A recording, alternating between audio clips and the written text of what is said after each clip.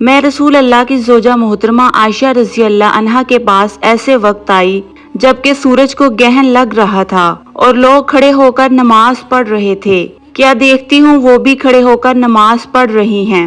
میں نے کہا کہ لوگوں کو کیا ہو گیا ہے؟ تو انہوں نے اپنے ہاتھ سے آسمان کی طرف اشارہ کر کے کہا سبحان اللہ۔ میں نے کہا کیا یہ کوئی خاص نشانی ہے؟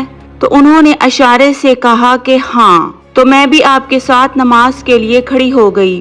آپ نے اتنا قیام فرمایا کہ مجھ پر غشی طاری ہونے لگی اور میں اپنے سر پر پانی ڈالنے لگی۔ جب رسول اللہ نماز سے فارغ ہوئے تو آپ نے اللہ کی حمد و ثنا بیان کی اور فرمایا آج کوئی چیز ایسی نہیں رہی جس کو میں نے اپنی اسی جگہ نہ دیکھ لیا ہو، حتیٰ کہ جنت اور دوزخ کو بھی دیکھ لیا، اور مجھ پر یہ وحی کی گئی ہے کہ تم لوگوں کو قبروں میں آزمایا جائے گا، دجال جیسی آزمائش یا اس کے قریب قریب۔ راوی کا بیان ہے کہ میں نہیں جانتی کہ اسما نے کون سا لفظ کہا۔ تم میں سے ہر ایک کے پاس اللہ کے فرشتے بھیجے جائیں گے اور اس سے کہا جائے گا کہ تمہارا اس شخص یعنی محمد کے بارے میں کیا خیال ہے۔ پھر اسما نے لفظ ایماندار کہا یا یقین رکھنے والا کہا، مجھے یاد نہیں۔ بہرحال وہ شخص کہے گا کہ محمد اللہ کے سچے رسول ہیں، وہ ہمارے پاس نشانیاں اور ہدایت کی روشنی لے کر آئے، ہم نے اسے قبول کیا، ایمان لائے اور آپ کا اتباع کیا۔ پھر اس سے کہہ دیا جائے گا کہ تو سو جا، درحال یہ کہ تو مرد صالح ہے اور ہم جانتے تھے کہ تو مومن ہے۔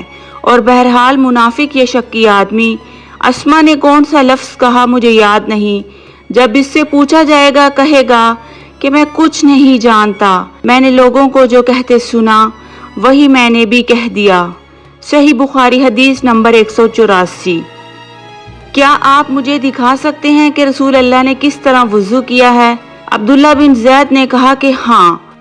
پھر انہوں نے پانی کا برتن منگوایا، پہلے پانی اپنے ہاتھوں پر ڈالا اور 2 مرتبہ ہاتھ دھوئے، پھر 3 مرتبہ کلی کی، 3 بار ناک صاف کی، پھر 3 دفعہ اپنا چہرہ دھویا، پھر کوہنیوں تک اپنے دونوں ہاتھ 2 مرتبہ دھوئے، پھر اپنے دونوں ہاتھوں سے اپنے سر کا مسح کیا، اس طور پر اپنے ہاتھ پہلے آگے لائے پھر پیچھے لے گئے، مسح سر کے ابتدائی حصے سے شروع کیا، پھر دونوں ہاتھ گدی تک لے جا کر وہیں واپس لائے جہاں سے مسح شروع کیا تھا، پھر اپنے پیر دھوئے۔ صحیح بخاری حدیث نمبر 185۔ رسول اللہ کے وضو کے بارے میں پوچھا تو انہوں نے پانی کا تشت منگوایا اور ان کے لیے رسول اللہ کا سا وضو کیا۔ پہلے تشت سے اپنے ہاتھوں پر پانی گرایا، پھر 3 بار ہاتھ دھوئے، پھر اپنا ہاتھ تشت میں ڈالا اور پانی لیا، پھر کلی کی، ناک میں پانی ڈالا، ناک صاف کی 3 چولوؤں سے، پھر اپنا ہاتھ تشت میں ڈالا اور 3 مرتبہ منہ دھویا، پھر اپنے دونوں ہاتھ کونیوں تک 2 بار دھوئے، پھر اپنا ہاتھ تشت میں ڈالا اور سر کا مسح کیا، پہلے آگے لائے پھر پیچھے لے گئے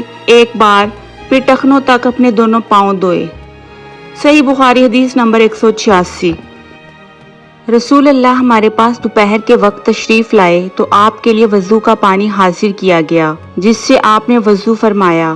لوگ آپ کے وضو کا بچا ہوا پانی لے کر اسے اپنے بدن پر پھیرنے لگے۔ آپ نے ظہر کی 2 رکعتیں ادا کی اور عصر کی بھی 2 رکعتیں، اور آپ کے سامنے آڑ کے لیے ایک نیزہ تھا۔ صحیح بخاری حدیث نمبر 187۔ نبی اکرم صلی اللہ علیہ وآلہ وسلم نے ایک پیالہ منگوایا جس میں پانی تھا، اس سے آپ نے اپنے ہاتھ دھوئے اور اسی پیالہ میں منہ دھویا اور اس میں کلی فرمائی، پھر فرمایا تو تم لوگ اس کو پی لو اور اپنے چہروں اور سینوں پر ڈال لو۔ صحیح بخاری حدیث نمبر 188۔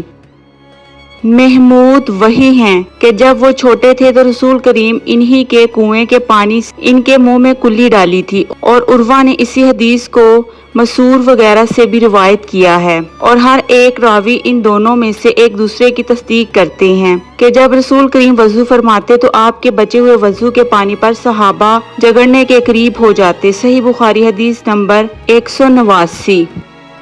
میری خالہ مجھے نبی کریم کی خدمت میں لے گئی اور عرض کیا، یا رسول اللہ میرا یہ بھانجا بیمار ہے۔ آپ نے میرے سر پر اپنا ہاتھ پھیرا اور میرے لیے برکت کی دعا فرمائی، پھر آپ نے وضو کیا اور میں نے آپ کے وضو کا بچا ہوا پانی پیا، پھر میں آپ کی کمر کے پیچھے کھڑا ہو گیا اور میں نے مہر نبوت دیکھی جو آپ کے مونڈوں کے درمیان ایسی تھی جیسے چھپر کھٹ کی گھنٹی یا کبوتر کا انڈا۔ صحیح بخاری حدیث نمبر 190۔